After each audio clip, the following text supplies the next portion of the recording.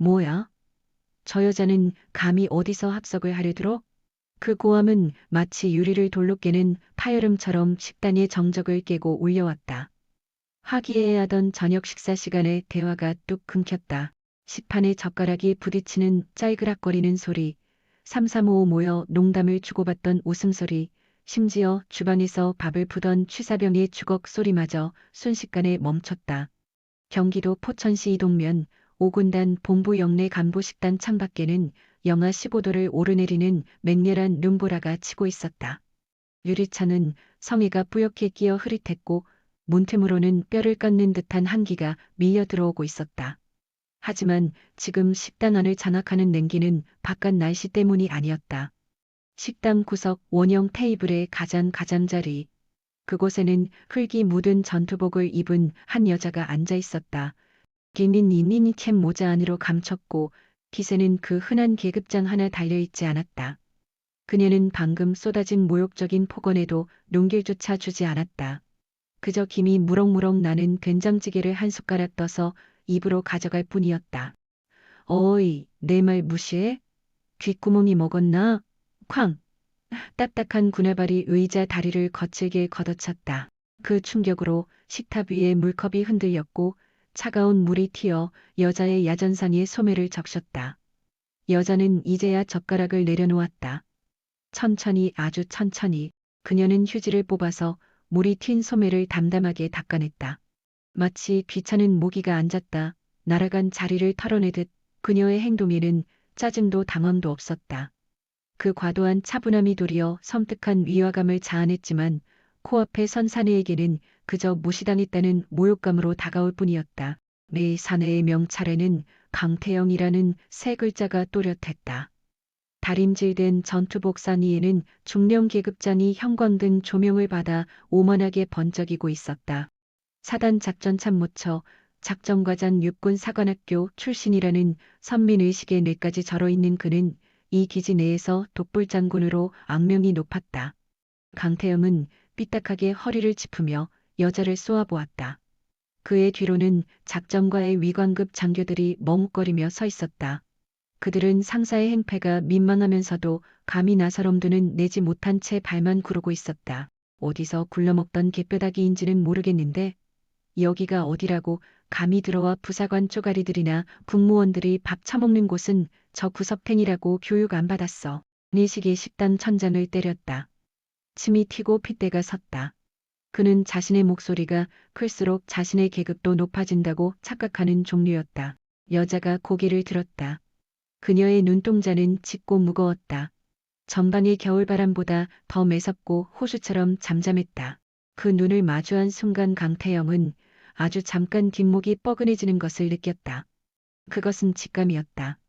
들판에서 포식자를 마주쳤을 때 피식동물이 느끼는 본능적인 공포. 하지만 강태영은 그 감정을 더러움으로 무시해버렸다. 고작 계급장도 없는 여군에게 쫄았다는 사실을 용납할 수 없었기 때문이다. 밥 먹을 때는 개도 안 건드린다던데. 오군다는 개만도 못한 예절을 가르치나 보군. 여자의 입에서 나온 말은 조용했지만 또렷했다. 중얼거림이 아니었다. 완벽한 발성과 뼈 있는 톤. 그것은 수만 번의 보고와 전술토의로 다져진 지휘관의 어조였다. 하지만 내용이 문제였다. 고요가 흐르던 식당 곳곳에서 헉하고 숨을 들이키는 소리가 들려왔다.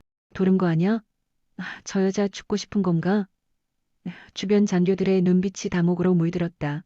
강태영의 얼굴이 터질 듯 붉게 달아올랐다. 혈관이 끊어질 듯 솟아올랐다. 저 미친년이 지금 뭐라 짓거렸어? 야, 너 소속 어디야? 직속 상관 누구야? 당장 헌병대장 오라 그래. 니니는 팔팔 뛰었다. 그는 당장이라도 여자의 어깨를 칠 기세로 팔을 뻗었다. 하지만 여자는 눈 하나 깜빡하지 않고 그 팔을 쳐다보았다. 이서연 그녀가 누구인가? 대한민국 육군 특수전 사령부 707 특수임무단. 그곳에서도 괴물로 불리며 대테러 작전과 암사 임무를 수행하며 생사의 고비를 다 넘긴 살인기계였다. 적군의 칼날이 목을 겨누는 상황에서도 평정심을 유지하던 그녀에게 고작 빼나온 중령의 고함 따위가 위협이 될 리 만무했다. 그녀는 내일 있을 꾼단장 이 취임식을 앞두고 관용 차량이 아닌 자신의 사제 차량을 이용해 몰래 부대로 들어왔다. 서류에 적힌 활자가 아닌 현장의 진짜 냄새를 맡기 위해서였다. 그리고 그녀의 예감은 적중했다. 이 부대에서는 썩은 내가 진동하고 있었다. 계급을 흉기로 약자를 짓밟는 썩어빠진 권위의 악취가 이서연은 속으로 비웃음을 삼켰다. 정신 나간 장교가 설치는 꼴이라니. 철책이 뚫려도 할 말이 없겠어. 그녀의 속마음을 알리 없는 강태영은 불을 이기지 못하고 식탁 위에 놓인 물통을 손으로 가리켰다. 직접적인 구타를 행사하기엔 보는 눈이 많다는 계산이 그나마 남은 이성의 끈을 잡고 있었다. 오히려 놈은 더 악랄한 수단을 썼다. 후초와 상황 파악 못하고 멍하니 있는 걸 보니 갓 전이 본 소이거나 낙하산 타고 내려온 계약직인 것 같은데 여기 물 좀 먹으려면 내 식대로 맞춰야지. 강태영이 싸늘한 미소를 보였다. 어이 아줌마 국이 짜서 밥을 못 먹겠잖아. 물 좀 가져와. 냉수로 가득 꽉 채워서 근처에서 낄낄대는 비웃음이 터져나왔다. 강태영의 기분을 살피려는 간사한 동조의 웃음이었다. 과장님, 제가 가겠습니다. 곁에 있던 대위 한 명이 재빨리 몸을 움직이려 하자 강태영이 팔을 뻗어 막아섰다. 내가 저 여자가 현실 직시 좀 하게 해줘야 해. 칠사단이 무서운 곳인지 감히 내 앞에서 눈을 똑바로 뜨는지 알려줘야 할 것 아니겠어. 강태영은 거만하게 다리를 꼬았다. 이서연은 젓가락을 식탁에 던져두었다. 탁하는 거친 파열음이 들렸다. 그녀는 조용히 의자에서 일어섰다. 니철재가 바닥을 긁는 소리가 소름 끼치게 났다. 그녀의 몸집은 그리 크지 않았으나 일어서는 찰나 쏟아져 나오는 살기는 강태영을 제압하고도 남았다. 그녀가 주전자를 낚아채는가 싶더니 도리어 다시 의자에 앉았다. 그러고는 주전자 마개를 따서 본인의 잔에 물을 채웠다. 콸콸콸. 물 흐르는 소리만이 적막한 공간을 채웠다. 그녀는 벌컥벌컥 물을 마셨다. 강태영의 안색이 당혹감에 붉어졌다. 야, 너 지금 날 무시하는 거야? 내 말 안 들려. 아쉬운 놈이 우물 파는 법이지. 네가 가서 떠다 먹어. 네 식수는 네가 챙겨 먹게. 이서연의 음수에 식당하는 말 그대로 폭풍전야 직전의 상황으로 변했다. 강태영은 결국 인내심의 끝을 완전히 놓아버렸다. 이게 정말 미쳤나? 너 제정신 아냐? 헌병대 불러. 즉각 이 여자 체포해서 영창에 쳐넣어. 강태영이 꾀꾀각을 써대며 이서연의 멱살을 난폭하게 잡아당겼다. 바로 그때였다. 쾅 식당의 거대한 출입문이 뜯겨질 듯 열렸다. 좌중의 눈길이 입구로 모였다. 본 뒤에서는 거친 콧김을 토해내며 한 사내가 서 있었다. 린든 찬이는 먼지와 비로 엉망이 되어 있었고 양쪽에는 계급장이 달려 있었다. 제3보병 연대장 강도진 대령이었다. 그는 야외 기동 훈련을 통제하고 방금 돌아온 길이었다. 방탄모를 껴들하니에 끼고 식당으로 진입한 그의 눈빛은 차가웠다. 그는 들어서자마자 식당 내부의 이상한 기류를 바로 눈치챘다. 간부들이 식사를 멈추고 모두 기립해 있고 군수과장 강태영이 안쪽 좌석에 누군가에게 삿대질을 하며 행패를 부리고 있는 상황 뭡니까? 밥 먹는 장소에서 왜 이리 시끄러운 거야? 강도진의 호통에 강태영이 놀라서 쳐다보았다. 그렇지만 그의 안색은 억울함을 주장하는 얼굴로 금방 변했다. 오, 연대장님 때마침 잘 오셨습니다. 어떤 미친 여자가 민간인 주제에 간부 식당에 침입해서 소란을 피우고 있습니다. 제가 교육 좀 하려는데 정말 눈에 뵈는 게 없는지 상관한테 반항하고 엉망도 아닙니다. 강태영은 검지로 이서연을 지목하며 씩씩거렸다. 강도진은 인상을 찌푸리며 강태영이 지목하는 곳으로 고개를 돌렸다. 구석진 곳에 앉아있는 여성의 등판. 오래된 군복질 끈 묶은 머리칼. 강도진은 성큼성큼 다가갔다. 거기요. 당신 뭡니까? 외부인 출입 금지 구역인 거 몰라? 말을 잇던 강도진의 입이 천천히 벌어졌다. 여인이 서서히 고개를 돌려 강도진을 쳐다보았기 때문이다. 식당의 하얀색 조명 아래 드러난 그 얼굴. 강도진은 숨이 꽉 막히는 것 같았다. 그는 707 특임대와 연합훈련을 할 때 작전 장교로서 그녀를 멀리서라도 본 적이 있었다. 아니 딱히 본 적이 없더라도 모를 수는 없었다. 육군 안에서 그녀의 이름은 신화이자 악몽 그 자체였으니까.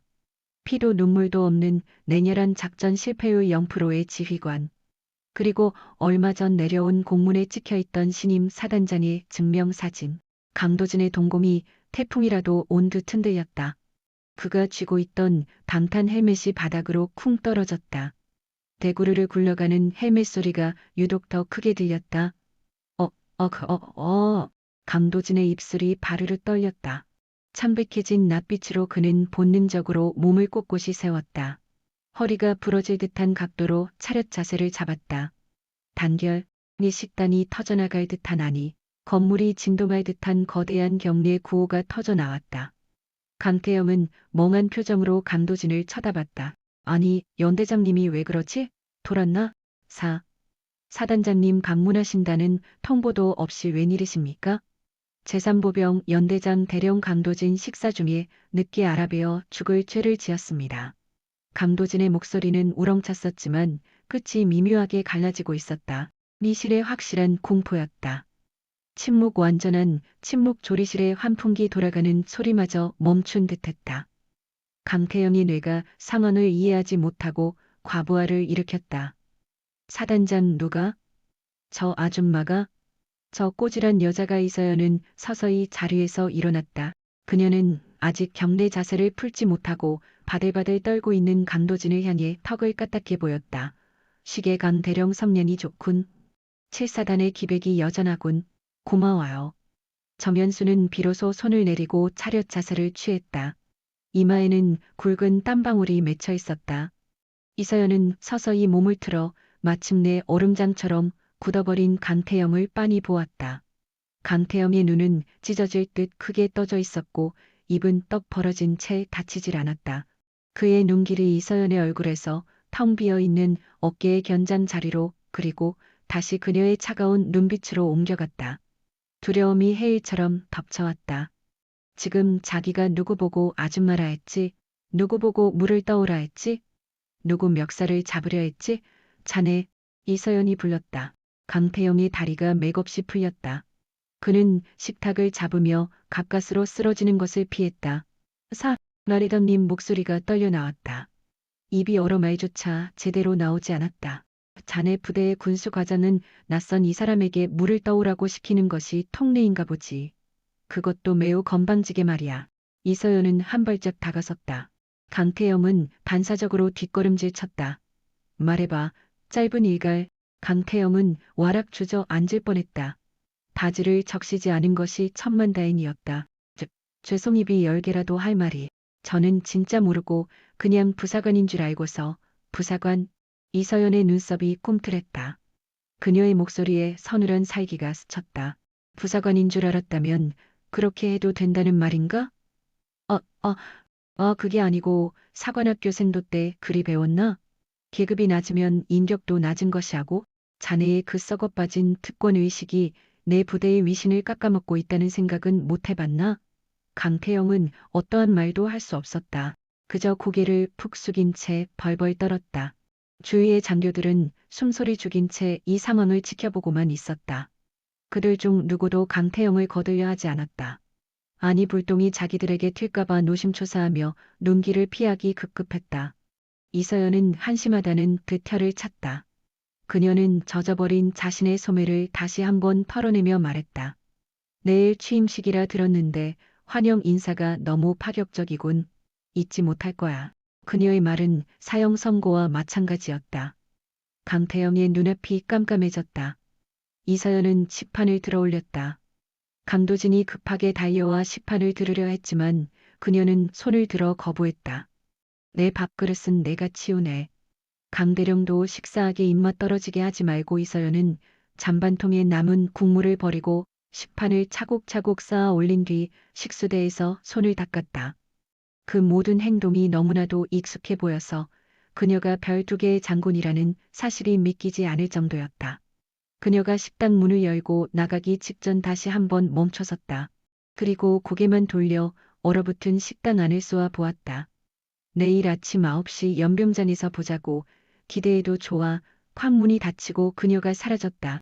하지만 식당 안에 남은 공포와 긴장감은 사라지지 않았다. 폭풍전야 아니 이미 폭풍은 시작됐다. 화천의 칼바람 소리가 짐승의 울음소리처럼 흉흉하게 들려왔다. 황태영은 바닥에 주저앉은 채 넋이 나간 표정으로 닫힌 문만 바라보고 있었다. 그의 군생활이 박살나는 소리가 환청처럼 들려오고 있었다. 이날 아침 강원도 화천의 아침은 해가 떠도 어두웠다. 7사단 사령부 연병장 위로 짙은 안개가 깔려 있었고 그 안개를 뚫고 사품이 윙윙거리며 몰아닥쳤다. 님이 씹어도 살이 닿으면 찢어질 것 같은 혹한이었지만 연병장의 도열한 병력들은 미동조차 하지 않았다. 단상 좌우로 도열한 군악대가 연주를 시작했다. 웅장한 음악 소리가 화천의 산자락을 타고 메아리 쳤다. 하지만 그 음악 소리마저 왠지 모르게 장송곡처럼 무겁게 들리는 것은 단상 아래 서 있는 지휘관들의 심정이 지옥 같았기 때문일 게다. 이제 군수과장 강태영 수령은 제정신이 아니었다. 그는 대열의 중간쯤 서 있었는데 다리가 후들거려 똑바로 서 있기가 힘들 지경이었다. 밤새 한숨도 자지 못했다. 눈을 감으면 어제 간부 식당에서 자신이 뱉었던 그 저주스러운 말들이 귓가에 맴돌았고 눈을 뜨면 자신을 벌레 보듯 쳐다보던 이서연의 차가운 눈동자가 허공에 그려졌다. 제발 부디 그냥 넘어가 줘라. 장군이 체면이 있지 설마 일개 소령 하나 잡으려고 하겠어? 강태영은 속으로 빌고 또 빌었다. 식은 땀이 전투복 안을 축축하게 적셨고 그 땀이 마르면서 뼛속 시린 한기가 온몸을 휘감았다. 니니자의 목소리가 스피커를 타고 흘러나왔다. 지금부터 제7보병 사단장 취임식을 거행하겠습니다. 부대 차례척 수백 명의 군화 발곱이 동시에 땅을 찍는 소리가 났다. 그 절도 있는 소음 속에서 검은 세단 한 대가 연병장 입구로 진입했다. 차 문이 열리고 한 여자가 내렸다. 어제 그 꾀죄죄한 야전 상의를 입은 여자는 그곳에 없었다. 빳빳하게 각이 잡힌 정복, 먼지 하나 없는 단정한 맵시, 그리고 양어깨 위에서 아침 햇살을 받아 빛나는 두 개의 은색별, 이서연 소장이었다. 연단 미를 향해 내딛는 그녀의 군화 소리마다 묵직하고 서늘한 긴장감이 배어나왔다. 입술은 굳게 다물려 있었고 시선은 정렬된 부하들을 쏘아보며 조금의 요동함도 없었다. 특수전 사령부에서 수많은 사선을 넘나들며 몸에 깊이 밴 살기는 단순히 높은 계급장에서 뿜어져 나오는 권위가 아니었다. 그것은 전장을 지배해 본 자만이 풍길 수 있는 진짜 패기였다. 이서연이 연단 중앙에 섰다. 그녀의 눈빛이 마치 송곳처럼 장교들이 서 있는 곳을 찔렀다. 강태영은 반사적으로 시선을 피했다. 눈을 뜨면 끝장이다. 니직감이 요란게 경고를 보내고 있었다. 지휘관님께 대하여 경례 필승 우렁찬 고호 소리가 연병장을 가득 메웠다. 이서연은 무겁게 손을 들어 답했다. 그녀의 동작은 베일듯이 날카로웠다. 매 식순이 끝나고 훈시문을 낭독할 때였다. 관례상 뻔하고도 장황한 연설이 이어졌을 테지만 이서연은 준비한 종이를 연탁 옆에 거칠게 밀어버렸다. 마이크를 쥐는 거친 파열음이 퍽하고 터졌다. 운동장에 침묵이 감돌다. 미임을 거친 숨소리만 힘있게 맴돌았다. 주목해. 74단 군인 여러분. 그녀의 톤은 차분했지만 또렷했다. 나는 너희에게 뻔한 것들에 인사를 하러 온 것이 아니다. 나는 어제 이 기지에 오자마자 제일 먼저 취사장을 갔다. 거기서 정말로 기가 막힌 장면을 하나 보았다. 강태영의 가슴이 쿵하고 떨어졌다. 호흡이 가라앉지 않았다. 근처에 섰던 동료 장교들이 슬금슬금 강태영을 훔쳐보았다. 벌써 얘기는 밤새 조용하게 돌고 있었다. 계급이 권력이라는 말이 있다. 허나 내 사단에서 권력질을 하는 놈은 군인이 아니고 쓰레기다. 계급장은 부하를 부리라고 달아준 물건이 아니라 그 자리만큼 희생을 하고 조국이 맡겨둔 빚인 것이다. 이서연의 일갈이 점차 거세어졌다. 나는 특임대에 있을 정 내 목숨을 지킬 수 없는 녀석과는 물 한 잔도 같이 하지 않았다. 더군다나 실전은 더할 말이 없다. 내 부하를 종놈처럼 다루는 지휘관. 병사들의 희생을 우습게만 아는 간부. 내 앞에는 적인 셈이다. 그녀의 눈길이 정확히 강태영이 서 있는 쪽으로 날아왔다. 거리가 꽤나 떨어졌음에도 불구하고 강태영은 마치 바로 턱 밑에서 대전차 미사일이 자신의 머리를 노리고 있는 듯한 전율을 느꼈다. 이제부터 이곳에서 능력 없는 상급자는 대접하지 않겠다. 부하들과 대원들의 등 뒤에서 서류 결제나 뭉개고 있는 놈들은 준비하는 게 좋을 거다. 실로 굵고 확실한 경고였다. 연단 밑에 병사들의 눈마물이 살아났다. 이제껏 거칠애와 형식에만 목매달던 이전 지휘관들과는 완전히 달랐다. 어딘가 체증이 확 내려가는 듯한 시원함이 병사들 틈으로 번져나갔다. 반대로 장교들의 분위기는 장례식장 같았다. 특히 사령부 간부들의 안색은 흑빛으로 죽어 있었다. 이서연의 경고 방송은 단순히 겁만 주려는 게 아니었다. 그녀는 말만 하는 위인이 아니었다. 행사들이 파하고 지휘 관실로 이동하는 복도, 강도진 연대장은 이서연의 뒤를 쫓으며 마른 입을 다셨다. 그녀의 보폭은 넓었고 온몸에서 풍겨져 나오는 압박은 살벌했다. 복도를 지나치던 병사들이 벽에부터 격리를 하면 이서연은 일일이 눈을 맞추며 인사를 해주었다.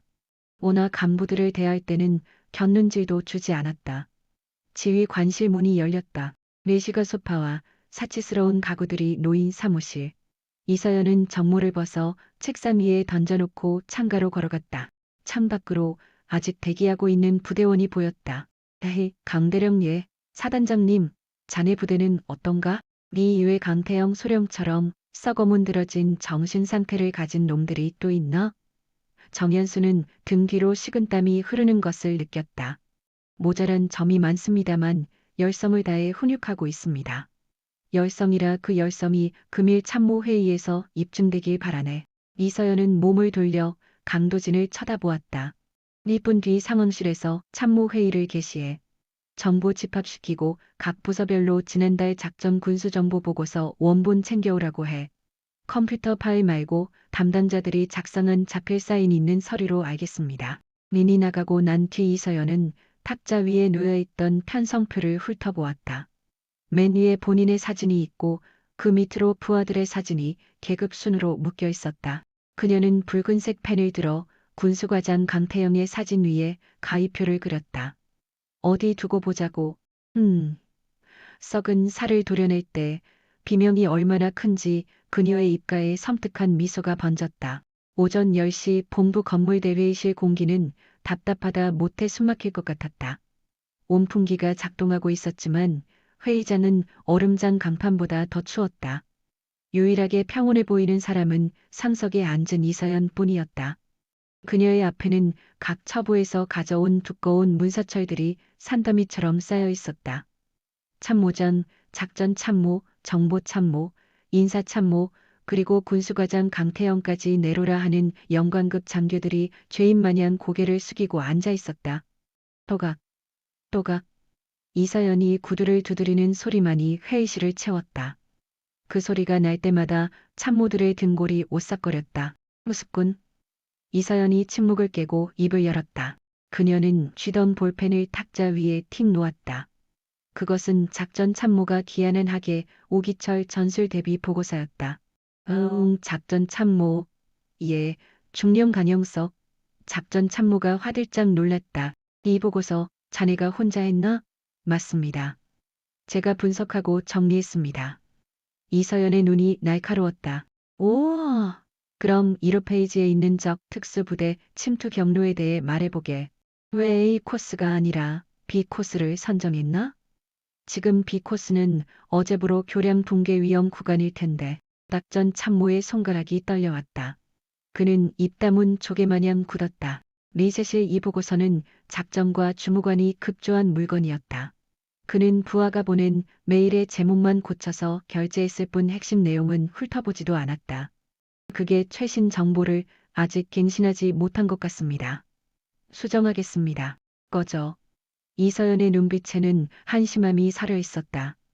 작전 참모는 고개를 숙이고서 자리에 앉았다. 그러나 그것은 예고편일 뿐이었다. 이서연의 고개가 곧장 강태영 쪽을 향했다. 강태영은 피가 식는 것 같았다. 군수과장, 넵, 소령 강태영. 강태영이 총알같이 벌떡 일어섰다.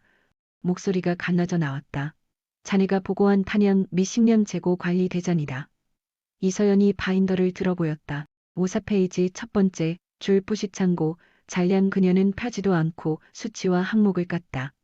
수련이 전달 기록이랑 숫자 하나 안 바뀌고 동일하더군. 일의 숫자까지 완전히 똑같아. 이게 상식적으로 말이 되는 건가? 강태영은 식은땀을 흘렸다. 등 뒤에서 싸늘한 오한이 났다. 그 또한 행보관인 중사에게야 그냥 저번 거 복사해서 가져와 바라고 명령했던 기억이 났다. 죄송합니다. 담당자가 착오로 예전 문서를 잘못 첨부한 것 같습니다. 퍽이서연이 파일로 탁자를 후려쳤다. 두터운 합판 탁자가 부서질 듯한 비명을 냈다. 찻잔에 차가 울렁거려 넘쳐났다. 다른 장교가 놀라며 숨을 죽였다. 담당자 이서연이 의자를 박차고 섰다. 그녀의 호통이 회의실을 뒤흔들어 놓았다. 너희들 뇌에서는 변명이 아랫놈밖에 안 떠오르나? 장교는 뭐 하는 거야? 서류에다 사인하는 로봇이냐? 밑에서 가져온 문건 확인도 안 하고 실태 파악도 안 하고 마냥 위로 넘기기 급급해. 이러고도 당신들이 리더입니까? 당신들이 간부야? 응. 그녀의 일갈은 단순한 짜증이 아니었다. 이것은 부대라는 집단의 뿌리를 깎는 안일함에 대한 힐난. 청소하는 것도 병사들 시키고 작업 지시는 반장이 하고 정비들은 정비부사관이 하고 도무지 당신들이 할 수 있는 게 뭐야? 이서연은 천천히 테이블을 돌아다녔다. 니녀의 구두 쿡소리가 좌좀들의 가슴을 난도질 듯했다. 냉수 이서연이 문득 던졌다. 목이 타는군. 강태영 물 한 컵만 떠오게. 강태영은 귀를 의심했다. 지금 저 살벌한 분위기에 냉수라니. 넵, 알겠습니다. 병사한테 시키겠. 아니 이서연이 말을 끊었다. 본인이 떠와 지금 얼른. 강태영은 벙쪄 서 있었다. 영광급 장교가 그것도 중요 회의에 물을 떠다 바친다. 말도 안 되는 일이었다. 수치심이 들었다. 그러나 이서연의 눈초리는 반항하면 당장 구속이라도 할 기세였다. 강태영은 휘청거리는 다리로 회의실 구석에 놓인 탕비실로 향했다. 종이컵을 하나 꺼내는 손이 달달달 떨렸다. 차가운 물을 받다가 발에 흘렸지만 소리도 내지 못했다. 이성거리면서 냉수를 받아 이서연 앞에 갖다 놓았다. 이서연은 냉수를 한 모금 삼키더니 곧바로 바닥에 뿌려버렸다. 촥 투명한 액체가 바닥 위로 튀어올랐다. 미지근해. 서미가 안 들어갔어. 이성의 얼굴이 시뻘겋게 달아올랐다. 모멸감으로 이가 갈릴 것 같았다. 하지만 이서연은 개를 없는 사람 취급하며 의자에 기대어 앉았다. 잘 듣도록. 이서연이 서늘히 통보했다. 금일 현재 이 시각부로 부대 내 기스 훈련을 발령한다. 명칭은 장교진 독자성 평가. 참모들이 서로의 표정을 살폈다. 계획에 없던 훈련이었다. 룰은 심플하다. 지금부터 부대 내 모든 컴퓨터 시스템, 인트라넷 망, 최신형 통신망을 봉쇄한다. 오로지 수동식 방식만 가능하다. 종이, 컴퍼스, 구식 유선 전화기. 그 정도는 참모들도 짐작할 수 있는 수준이었다. 하지만 뒤따른 말은 그들의 예측을 벗어났다. 또한 이번 훈련 일정 내내 하사관과 병사들의 도움을 전면 불허한다. 부사관들은 모두 막사내에서 휴식하도록 지시해. 통제실, 서버실, 지휘부 모든 곳에 간부들만 투입한다. 사단장님, 작전 참모가 울상을 지으며 막았다. 그건 안 됩니다요. 지금 우리 시스템은 실무자들의 고유 능력 없이는 가동 자체가 안 됩니다. 닌준만 IP 설정부터 서버 부팅까지 전부 부사관들이 관리하고 있는데 이서연이 차갑게 비웃었다. 전시 상황인데 작전 담당 참모들이 죽으면 바로 항복 선언할 텐가? 리더라면 실무자가 맡는 일도 직접 할 줄 알아야 한다. 이건 내 철칙이다. 그녀는 강도진 연대장을 쏘아보았다. 강대령 당장 긴급타전에 예하부대 말단까지 싹 다 장교만 남기고 지휘소에 있는 병사들 전부 내보내. 오늘부터 사단 작전사령부는 오직 간부들 손으로만 움직인다. 알겠습니다. 강도진이 대답하고 달려나갔다. 회의실에 있던 간부들은 얼어붙은 조각상 같았다. 이서연은 의자를 박차고서 싸늘하게 비수를 꽂았다. 지켜보지.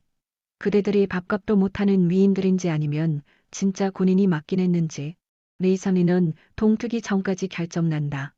이서연이 사령부를 떠나버리자 장교들은 짠 듯이 깊은 탄식을 뱉어냈다.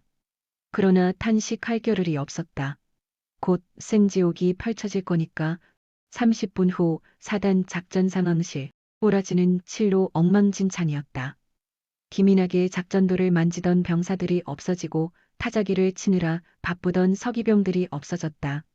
통신기기를 다루던 중사들도 모두 짐을 챙겨 떠났다. 긴 지휘소 안에는 소령급 내의 장교들만 멍하니 서 있었다. 저기 컴퓨터 암호가 뭐였더라? 부팅 디스크가 어디 있지?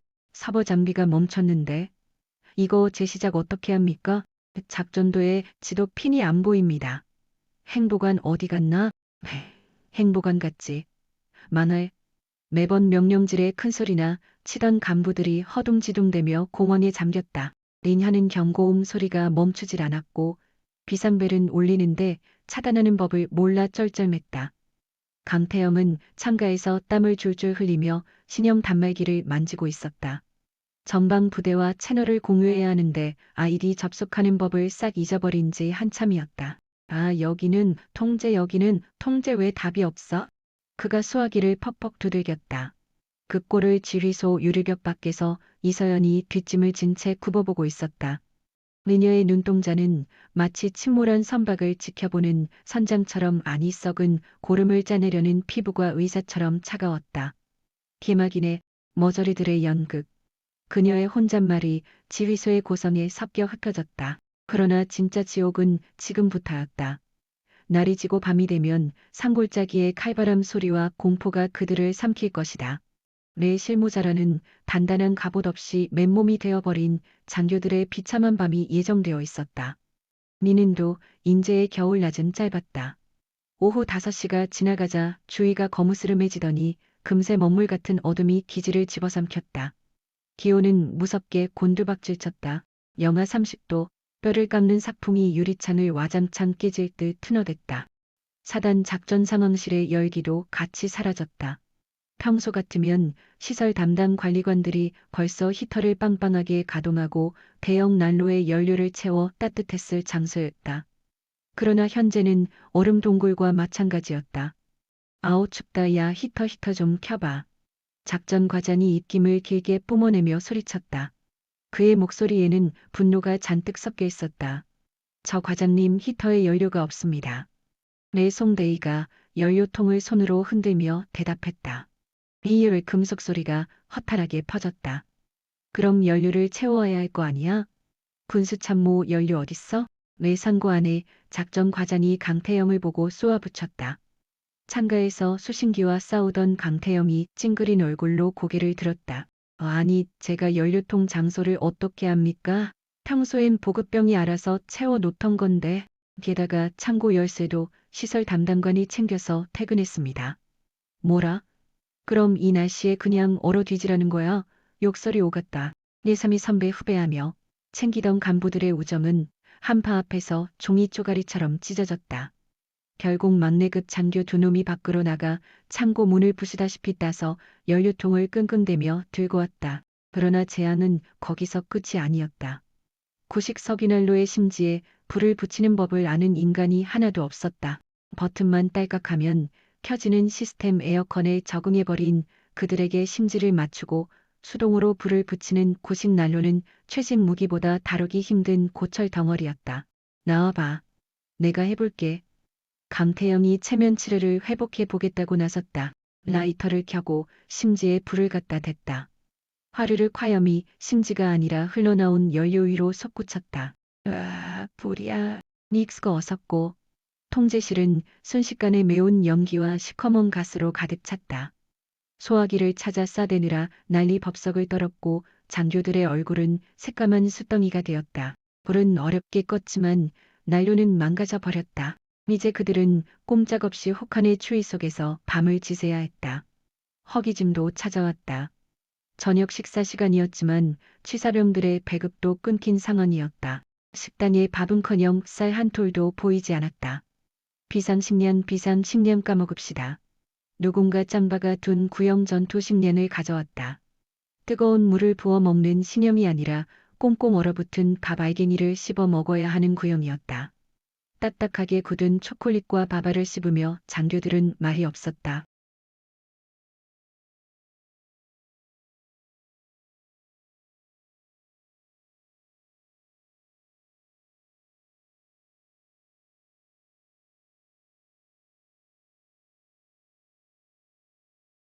입안이 얼얼하고 속이 쓰렸다.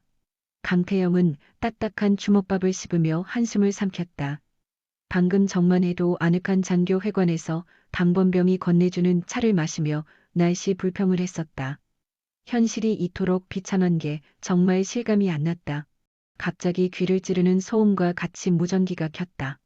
측 여기는 청룡 하나 응답해. 들리나? 이상 산하 대대의 호출이었다. 당직 사관이 부랴부랴 송수하기를 들었다. 어여기 본부 수신 야무, 보고해라, 암고오대라, 이상.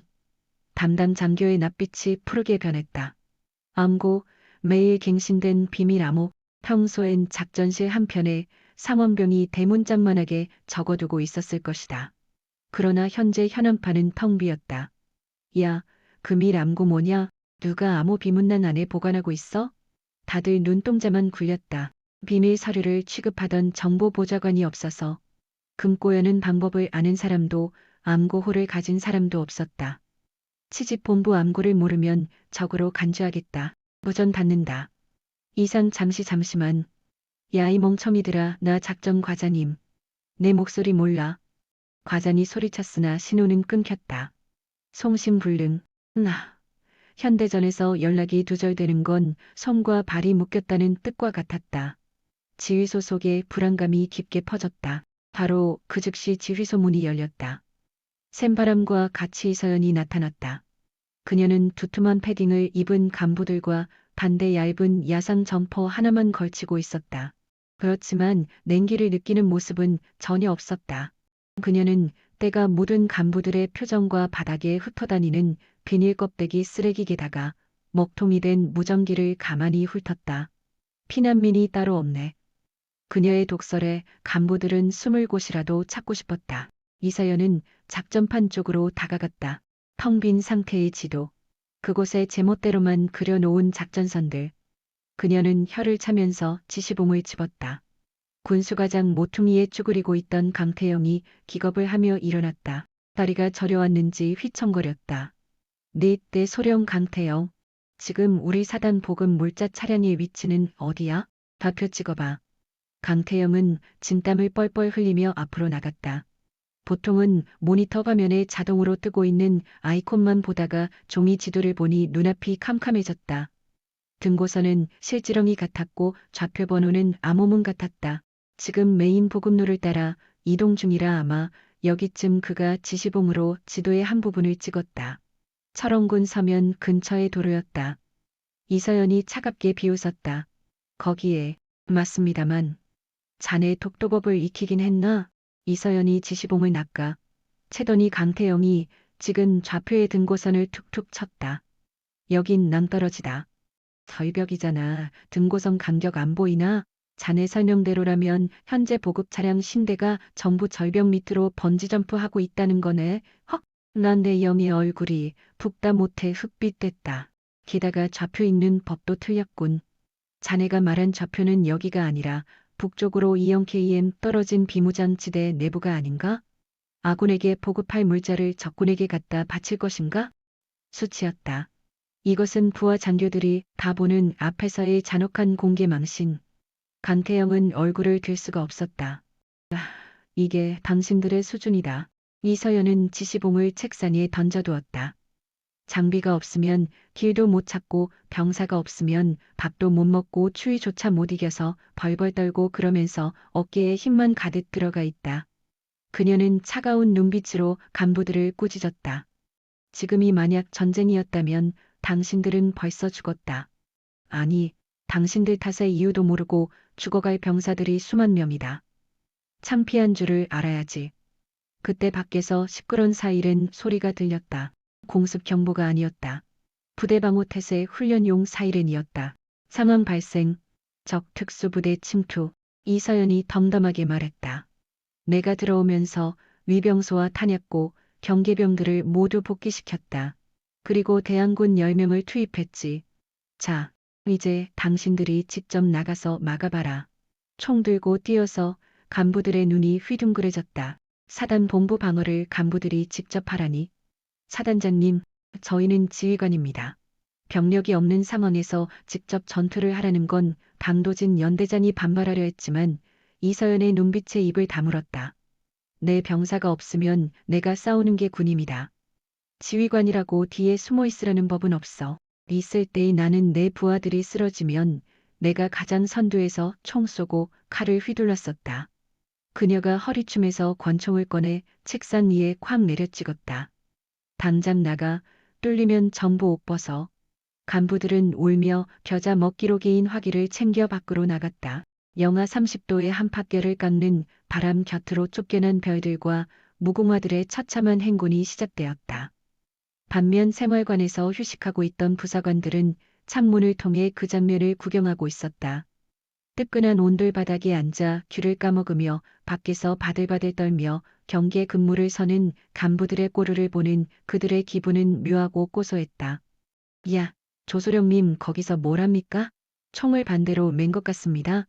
군수 과장 꼴 좀 보게나. 매매끈도 몸에서 흔들거립니다.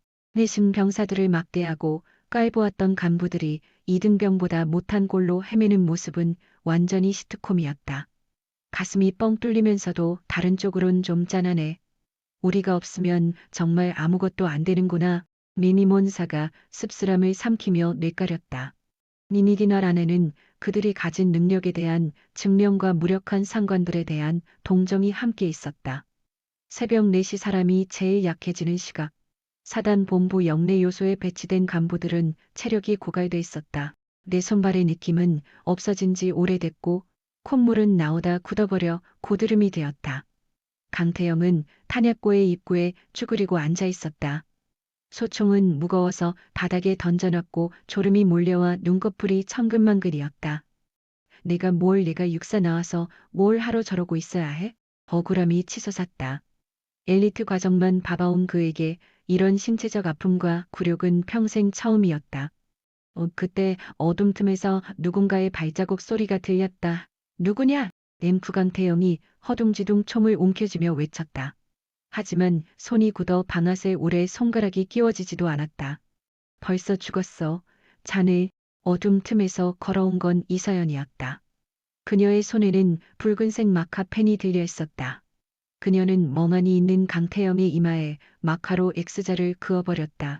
적군이 바로 앞에 올 동안 자고 있었나?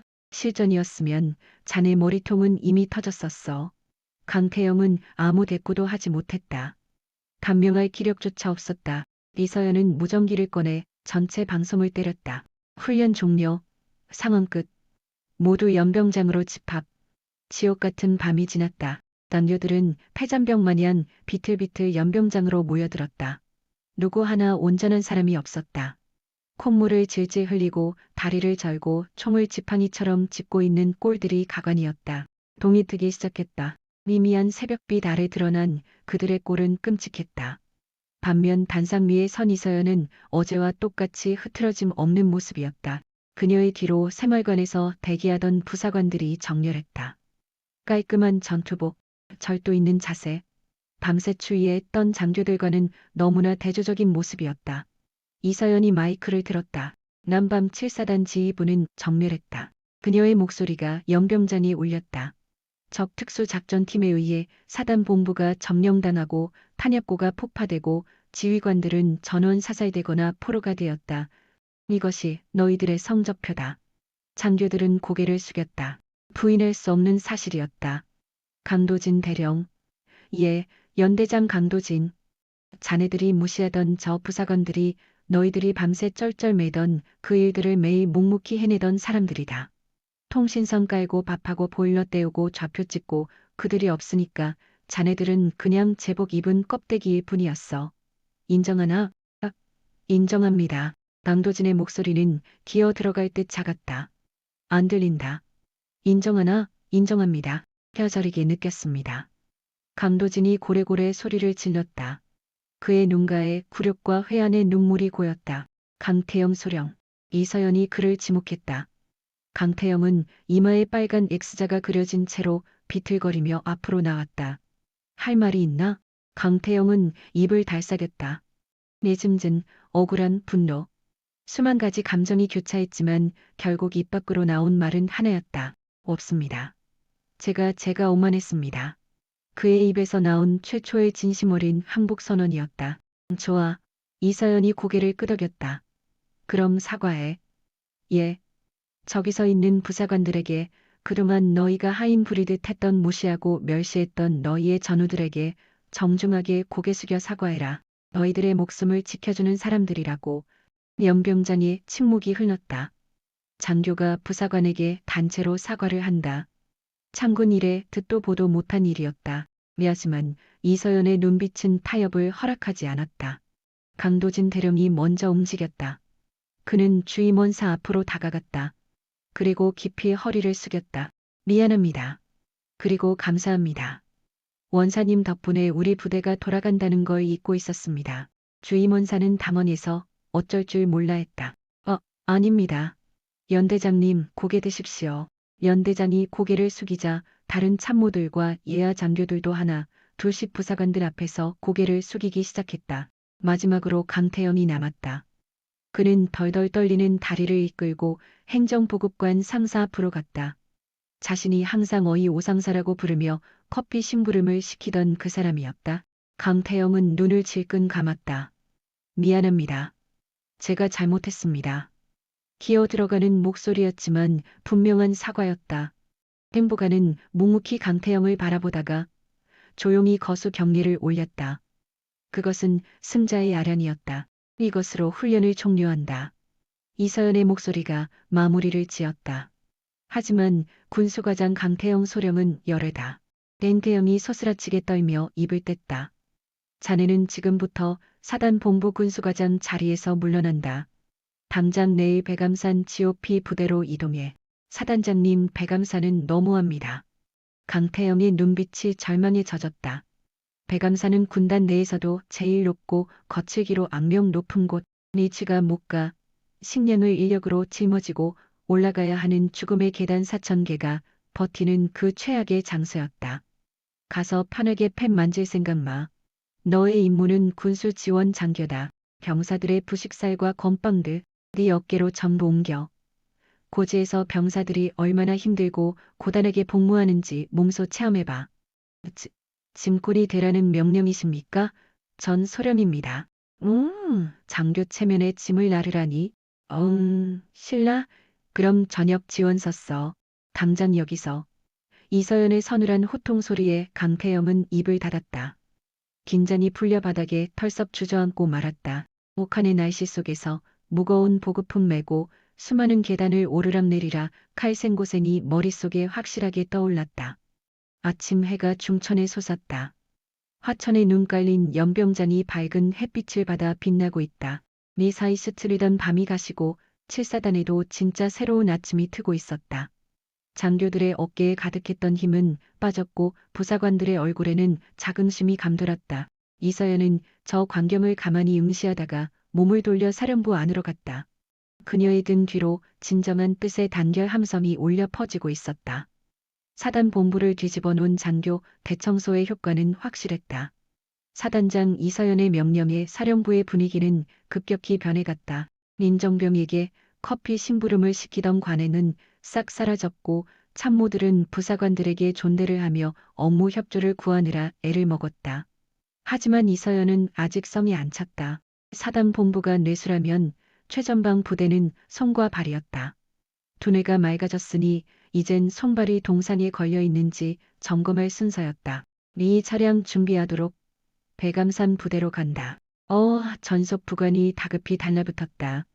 사단장님, 백암산 지역은 현재 폭설로 차량 이동이 힘듭니다. 도로 제설 작업이 아직 밀어붙여 간다. 내 눈으로 직접 봐야겠어. 검은색 세단 승용차가 눈폭풍을 헤치고 부대 밖을 나섰다. 강원도 화천의 산길은 거칠다. 미인을 감은 바퀴가 미끌고 차체가 흔들렸지만 뒷좌석의 이서연은 요동도 없이 작전 지도를 읽고 있었다. 4시간 후 백암산 대대 지휘소. 해발 1,000m가 넘는 산꼭대기 이곳의 바람은 지상의 공기와는 수준이 달랐다. 뼈를 깎는 사풍이 칠 때마다 철책선이 윙윙거리는 비명을 지렀다. 이서연은 노크 없이 지휘통제실 문을 열고 들어갔다. 확 풍겨오는 열기와 라면 냄새. 어이, 니의 작전 과장 김치 좀 더 가져와봐. 역시 눈 오는 날은 컵라면이지. 대대장 최중령이었다. 그는 군화의 끈을 대충 풀고서 발을 난로 위에 얹은 채 컵라면을 후루룩 마시고 있었다. 내 상황실 병사들이 쭈뼛거리며 눈치를 살폈지만 대대장은 신경도 안 쓰고 국물을 넘겼다. 이서연이 그 뒤에 섰다. 그림자가 덮쳐오자 최중령이 고개를 돌렸다. 입술에 고춧가루를 묻힌 채 그는 젓가락을 놓쳐버렸다. 최중령이 비틀비틀 일어나려다라면 그릇을 엎었다. 뜨거운 국물이 바지를 적셨지만 코앞에 서 있는 사단장의 싸늘한 눈빛이 더 무서웠다. 사단장님, 갑자기 방문하신다는 연락도 없이. 연락하고 오면 그라면 냄새 대신 방향제 냄새가 났겠지. 이서연은 바닥에 엎어질 라면 찌꺼기의 군화발로 툭 건드렸다. 병사들은 밖에서 영하 30도 강풍 맞으며 제설 작전 중인데 지휘관은 따뜻한 난로 끼고라면 회식인가? 아주 신선 노른. 아닙니다. 잠깐 요기만 하려다가 최중령, 이서연의 목소리가 깔려 나왔다. 자네 오늘 새벽 취약 시간 순찰 돌았나? 예, 당연히 돌았습니다. 제가 직접 점구역을 점검했습니다. 매니는 태연하게 거짓말을 쳤다. 사실 그는 당번병을 시켜 순찰함에 몰래 서명을 하게 하고 잠을 잤었다. 이서연은 말없이 벽에 걸린 CCTV를 가리켰다. 저기 삼소초 앞 계단. 눈이 무릎까지 쌓여 있더군. 자네가 새벽에 현장을 봤다면 발자국이 있어야 정상 아닌가? 그런데 화면을 봐. 발자국은커녕 짐승 지나간 흔적도 없어. 축지법이라도 쓰나? 해수란 놈의 얼굴이 하얗게 떴다. 군수과장 강태영 소령. 이서연이 뒤에 서 있던 강태영을 불렀다. 강태영은 바짝 얼어서 앞으로 나왔다. 예, 소령 강태영. 자네 징계 대기 중이지? 그렇습니다. 여기 최중령하고 임무를 좀 나눠 가져야겠어. 최중령은 금일부로 보직 파면하고 징계위원회에 회부한다. 내미다리에 힘이 빠져 주저앉았다. 그리고 강태영 소령. 이서연이 강태영을 쳐다보았다. 자네를 치렴칠로 보낼까 생각도 했지만 그건 치렴칠에 대한 모욕이라는 판단이 들더군. 자네는 이곳에 남는다. 예? 그게 무슨 오늘부터 백암산 대대 군수지원 장교로 근무해. 사무실에 박혀서 펜 돌리는 군수과장 말고 현장에서 보급품 나르는 지원 장교 말이야. 이의 담태영의 눈이 커졌다. 군수 지원 장교? 말만 그럴싸해. 실상은 보급관을 도와 창고 정리를 하고 물자를 운반하는 자빌 담당이었다. 이곳은 계단만 4,000개가 넘었다. 오늘의 일은 자주 고장난다고 들었는데 자네 살도 뺄 겸 아주 딱이야. 병사들이 먹는 부식과 난방용 등요. 자네 등으로 직접 날라. 그게 자네가 칠사단에 속죄하는 길이다. 강태영은 눈앞이 캄캄해졌다. 영하 30도의 최전방에서 그것도 수천 개의 계단을 오르내리며 등짐을 치라니 차라리 영창을 가는 게 나을 것 같았다. 치르면 저녁 지원서 써. 지금 당장. 이서연의 섯을 펄어 니갈의 강태영은 고개를 떨구었다. 선택의 여지가 없었다. 날부터 강태영의 생지옥이 펼쳐졌다. 백암산의 계단은 가파르기로 악명이 높았다. 경사가 70도에 육박하는 곳도 있었다. 병사들은 이곳을 무릎파괴 구간이라고 불렀다. 니네는 소령 계급장을 떼고 아무 표식 없는 벙어리, 장갑과 낡은 방한복을 입었다. 그의 등에는 201짜리 등유통 2개가 지게에 실려 있었다. 총 사형 케이지. 평소라면 들 엄두도 못 낼 무게였다. 젠장. 이게 말이 돼? 겨우 10계단을 올랐는데 심장이 터질 것 같았다. 미속으로 들어오는 공기가 너무 차가워서 숨을 쉴 때마다 폐포가 얼어붙는 느낌이었다. 위바 아저씨, 거기서 퍼지면 뒤에 병력들 못 올라갑니다. 비키십시오. 뒤에서 누군가 퉁명스럽게 말했다. 20대 초반의 하사였다. 부소초장인 그는 강태영을 소령님이라 부르지 않았다. 사단장의 지시였다. 강태영은 장교로서의 권한을 박탈당했으니 작업 인원 중 한 명으로 대우하라. 야 강하사. 나 그래도 소령이야. 말버릇이 그게 뭐야? 강태영이 헐떡거리며 항변했다. 하지만 강하사는 코웃음을 쳤다. 소령 대우받고 싶으시면 소령답게 행동하시든가요. 병사들은 지금 쌀포대 메고 벌써 정상 찍고 내려오는데 여기서 길 막고 뭐 하십니까? 틀린 말이 없었다. 옆으로 이등병 하나가 쌀포대를 메고 다람쥐처럼 지나갔다. 이등병의 얼굴은 땀과 콧물로 범벅이었지만 눈빛만은 살아있었다. 강태영은 얼굴이 화끈거렸다. 그는 이를 악물고 다시 발을 떼었다. 한 계단, 두 계단. 다리가 후들거리고 어깨가 끊어질 듯 아팠다. 내가 군수과장일 때 보급품 결제를 어떻게 했더라? 문득 지난날의 과오가 떠올랐다. 닌게 작전용 아이젠 보급?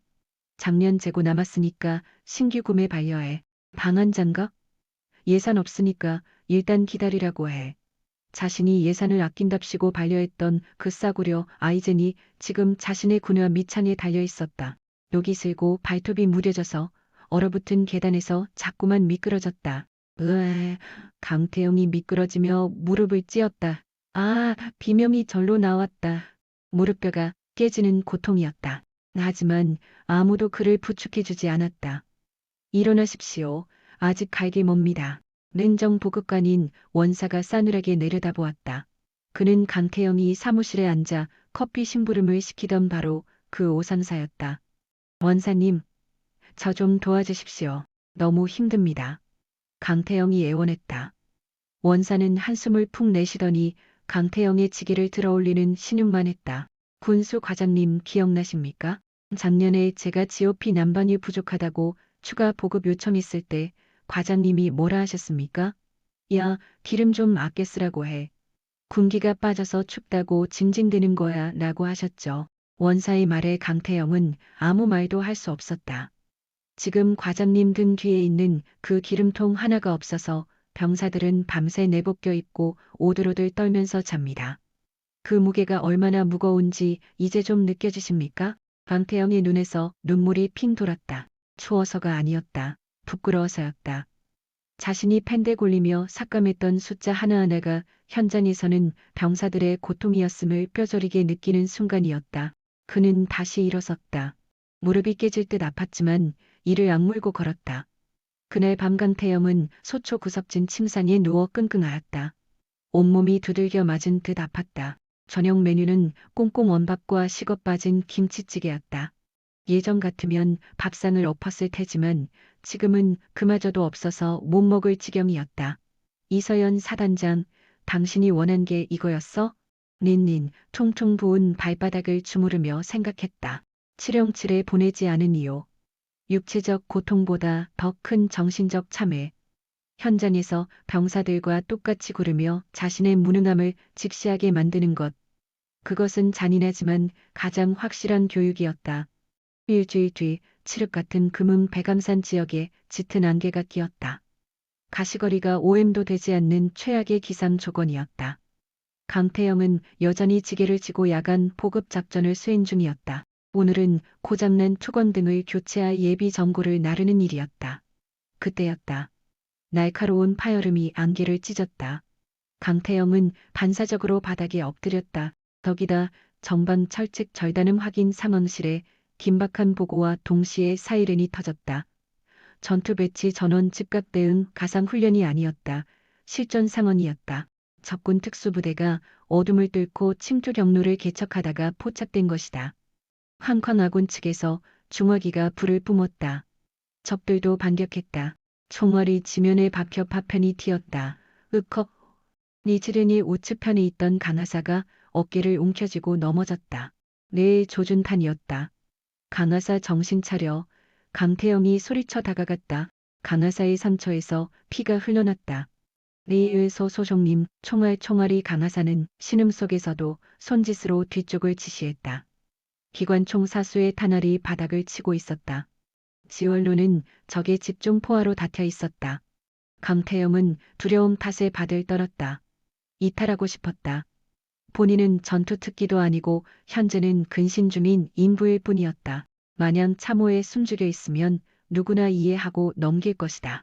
하지만 그 보급품 책임이 얼마나 막중한지 이제 좀 아시겠습니까? 원사의 충고가 귓가에 울렸다. 또한 피 쏟아내는 강하사의 눈길이 닿았다. 자기를 경멸하던 그 부하가 이제는 자기를 믿고 지원을 요청하고 있었다. 빌어먹을 미스레스는 고함을 지나대며 일어섰다. 그는 등에 메고 있던 자재 상자를 집어던졌겠다. 그리고 곁에 있던 철제 탄통들 2개를 낚아채었다. 계단 20km. 자, 쏴버려. 내가 뛴다. 넬슨이 악을 썼다. 그건 절규와 같았다. 그는 보급품을 양손에 쥐고 튀어나갔었다. 슉슉 탄환이 귓가를 스치듯 날아왔다. 발목이 꺾일 뻔했으나 서면은 죽는다는 공포에 죽을 힘을 다했다. 저 간부 누구? 강소령님 맞잖아. 지원 사격 퍼부어. 아군 쪽에서 어무 화력이 폭발했다. 강태영은 숨이 끝까지 넘어가는 것을 견디며 기관총 포대로 몸을 던졌다. 우당탕 그는 구덩이에 굴러가며 탄통을 밀어줬다. 컵자 탄을 병사는 멍한 눈으로 강태영을 바라보았다. 땀과 피로 엉망이 된 뚱뚱한 장교님. 그러나 지금 이 찰나만큼은 그 무엇보다 소중한 영웅이다. 살았습니다. 결합 찰칵 쾅쾅 중화기가 다시 불을 뿜었다. 압도적 대응에 적군은 전의를 잃고 퇴각하기 시작했다. 내니에서 냉철한 목소리가 흘러왔다. 적진 11시 지역 수류탄 공격대기, 조명탄 발사한다. 이서연이었다. 그녀는 이미 대대 지통실에 복귀해 작전을 통제하고 있었다. 판공중에서 신호탄이 터지자 아침처럼 환해졌다. 도망치던 적군의 형체가 뚜렷하게 식별됐다.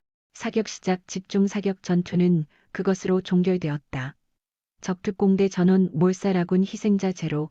류전이 종료되고 이서연이 고지로 올라왔다. 그녀는 방탄 헬멧을 쓰고 전술 조끼를 갖춘 듬직한 지휘관의 자태였다. 대원들이 박수치며 그녀를 환영했다. 이서연은 피를 흘린 강하사를 챙긴 후 구석에 웅크리고 앉아있는 강태영에게 걸어갔다.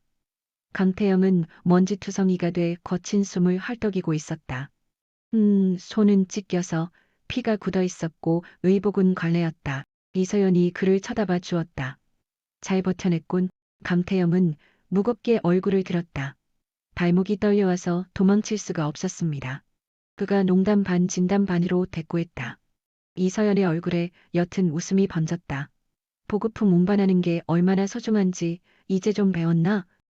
절실하게 느꼈습니다. 탄통 한 개가 제 생명보다 귀하다는 걸요. 이서연은 손을 건넸다.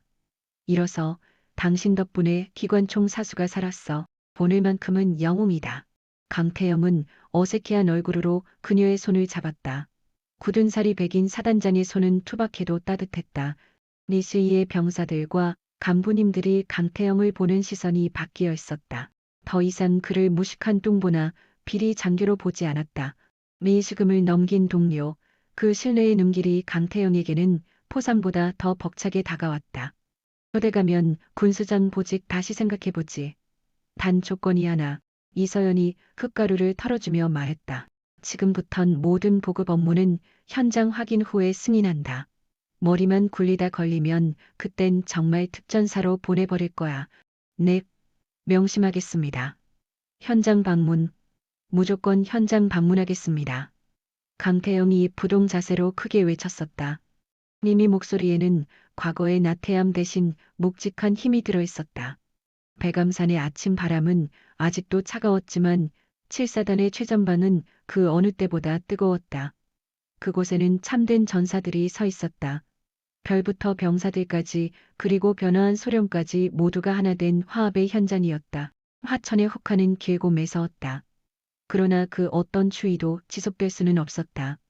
백암산 산자락에 덮여있던 누리, 녹아 시냇물이 되어 흐르고 메말랐던 철책선 부근 나무에도 파릇파릇한 잎사귀 피어오르기 시작했다.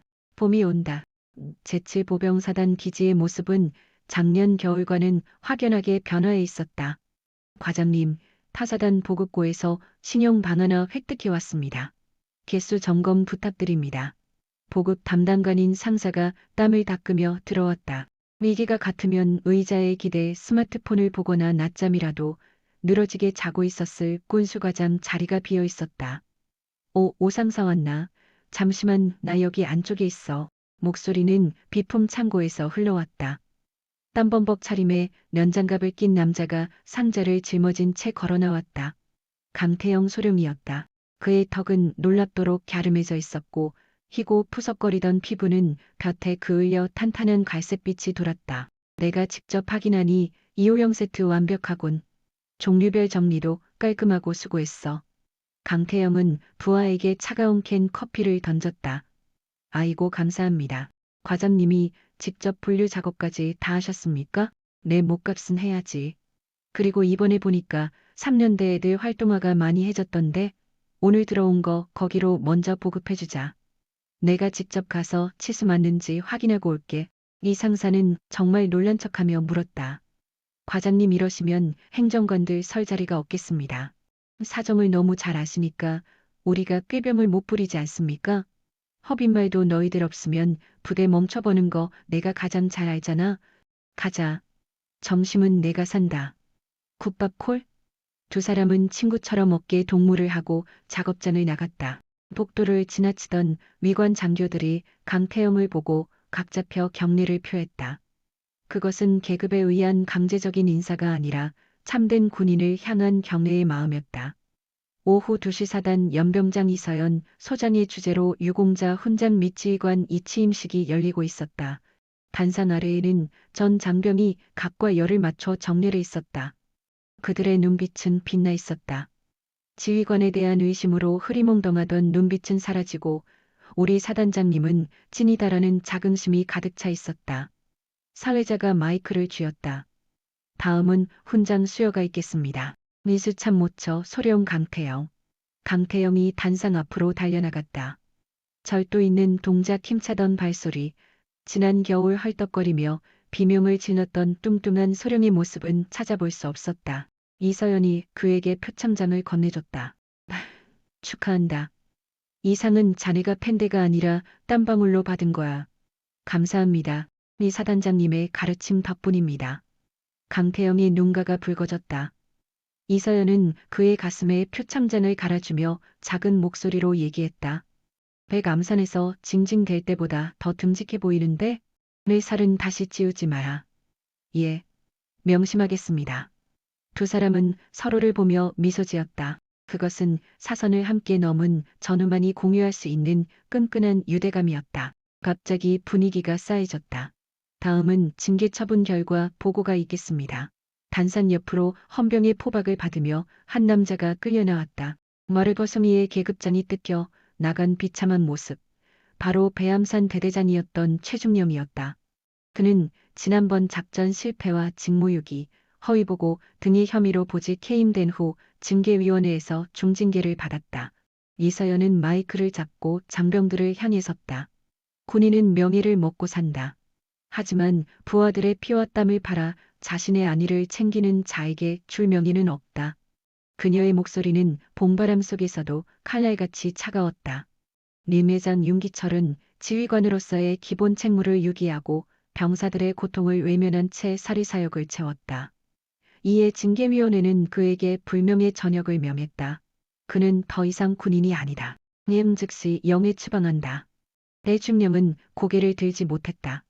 병사들이 보는 앞에서 헌병들에 의해 쫓겨나는 수모. 그것은 사형 선고보다 더한 사회적 매장이었다.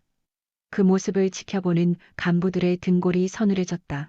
일을 못하면 배우면 되지만 부하를 버리면 끝장이다라는 이서연의 철칙이 뼈에 사무치는 순간이었다. 행사가 끝나고 해질 무렵 이서연은 집무실 창가에 서서 7사단 영내를 내려다보고 있었다. 만개한 벚꽃 나무 아래 병사들과 간부들이 어우러져 족구를 하고 있었다. 계급장을 떼고 웃고 떠드는 그들의 모습에서 진정한 평화가 느껴졌다. 똑똑 노크 소리와 함께 강태영이 들어왔다. 쟁반에는 커피 2잔이 놓여 있었다.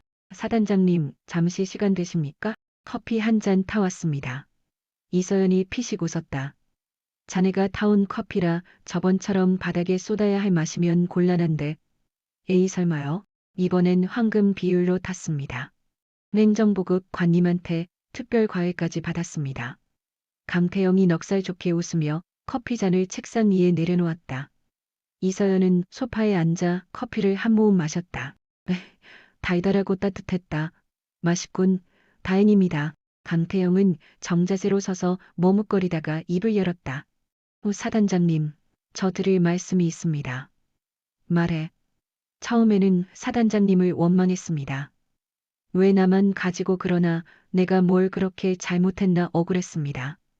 칠영칠 출신이라고 유세 떠나 싶기도 했고요. 이서연은 묵묵히 듣고 있었다. 그러나 고지전에서 그 험한 밤대원들이 장갑 하나 없어서 피가 맺히고 보급이 없어서 줄이며 견디는 걸 봤을 때 게다가 폭격이 쏟아지는데 저 못난 놈을 믿고 명령을 달라고 거겁던 눈들을 봤을 때 다짐했습니다. 강태영의 눈동자가 강하게 타올랐다. 제가 입고 있는 이 전투복이 가슴에 박히니 명찰들이 겉멋을 위한 장식이 아니라는 것을요. 부족한 놈 군인 만들어주셔서 고맙습니다. 니 죽어도 잊지 않겠습니다. 강태영은 진심을 다해 고개를 숙였다. 이것은 상급자에 대한 존경을 넘어선 영혼의 은인에 대한 헌사였다.